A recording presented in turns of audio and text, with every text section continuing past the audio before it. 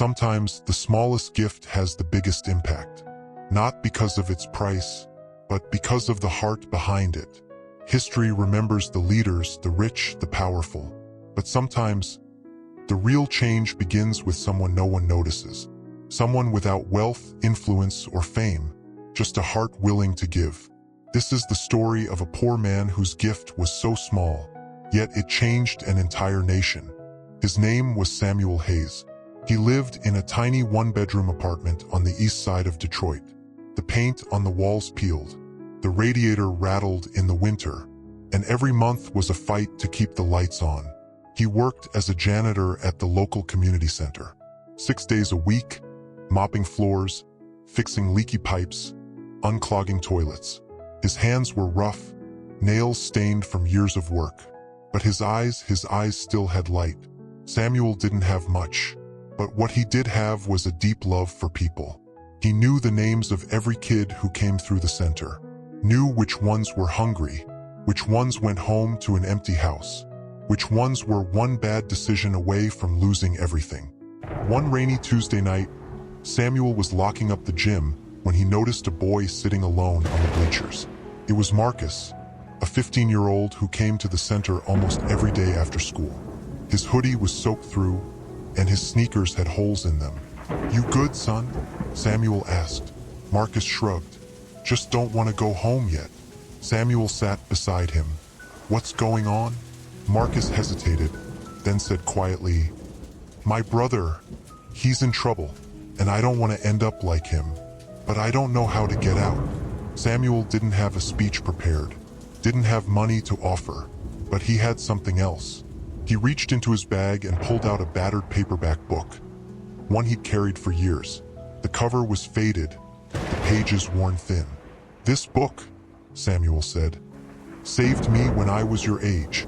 Every word in here taught me I didn't have to be who the world told me I was." He pressed it into Marcus's hands. "I want you to have it, but you can't just read it. You gotta live it." Marcus took the book home. First, he skimmed it, but soon he was staying up late reading page after page. It wasn't just the words, it was the feeling that someone believed in him. Over the next few months, Marcus started showing up early to the center. He helped Samuel sweep floors, set up chairs, fix basketball nets. He started pulling his grades up, stopped hanging with the wrong crowd. One day, Samuel asked him, "You thinking about college?" Marcus laughed. "Never thought it was for me." "It could be," Samuel said. "You just gotta see it before you get there." Time moved on. Samuel kept working at the center. Marcus graduated high school, the first in his family to do so. He got a scholarship, studied political science, and began working in community outreach. Years later, Marcus came back to the center, now wearing a suit, holding a folder filled with proposals. "I'm running for state office," he told Samuel. "And if I win, I'm bringing funding here, to the neighborhoods nobody pays attention to." Samuel grinned. "Looks like you lived it." Marcus won, and true to his word, he pushed for programs that gave after-school resources to thousands of kids. He built mentorship networks, funded job training, opened doors that had been locked for generations. Reporters asked him about his inspiration. He didn't mention a famous politician, didn't credit a millionaire donor. He told them about a janitor who gave him a book. "A man who had nothing," Marcus said, "but believed I could be something." The story spread across social media, across news outlets, across the country. People sent Samuel letters from places he'd never been, telling him how his story inspired them to give in their own way.